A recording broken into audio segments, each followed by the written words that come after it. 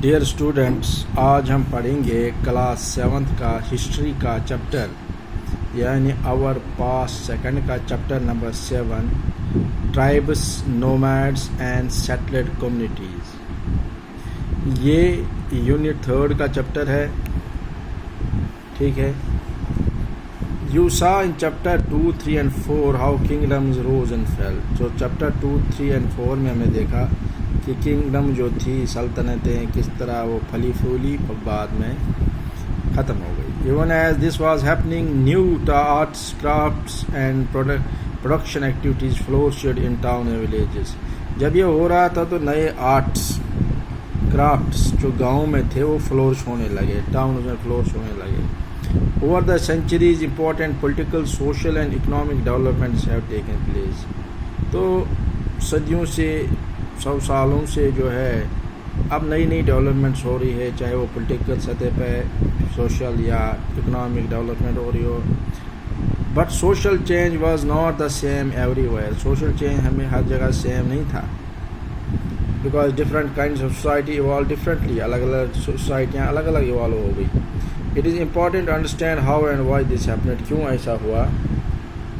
In large parts of the subcontinent, society was already divided according to rules of Varna. Varna system جب ہم کہتے ہیں اونچی جات والے، نیچی جات والے، یہ سسٹم پچھلی جو ٹائم سے ہی چلتا آ رہا ہے، ٹھیک ہے۔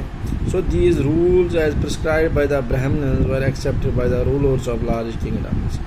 بڑی بڑی سلطنتوں کے مالک، رولر جو تھے، انہوں نے برہمنوں کے جو بنائے ہوئے قانون تھے ان کو ہی آگے بڑھایا، ان کو ہی مانا۔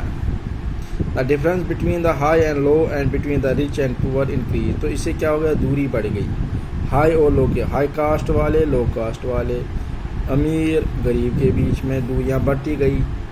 Under the Delhi Sultans and the Mughals, this hierarchy between social classes grew further. تو دلی سلطان کے ٹائم، مغلز کے ٹائم جو تھے، یہ جو ہیراکی تھی، یہ جو سوشل سیٹ اپ بنایا گیا تھا، ورنہ سسٹم تھا، تو اس کو اور آگے بڑھتا گیا۔ یہ beyond big cities, tribal society. اب ٹرائبل سوسائٹی کے بارے میں دیکھتے ہیں۔ thereby however other kind of society as well، باقی سوسائٹی بھی تھی۔ Many societies in the subcontinent did not follow the social rules and rituals prescribed by the Brahmins. کچھ سوسائٹیوں میں وہ رولز اور ریگولیشن نہیں تھے جو برہمنوں نے بنائے تھے، اپنے فائدے کے لیے انہوں نے بنائے تھے۔ Nor were they divided into numerous unequal classes، نہ تو وہ unequal classes میں ڈیوائڈ تھے۔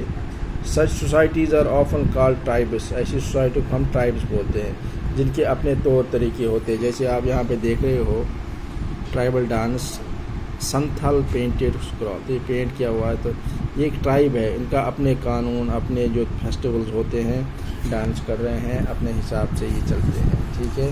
ان کے برہمنز کے قانون جو ہے وہ وہاں پہ کام نہیں کرتے ہیں۔ Members of each tribe were united by kinship bonds.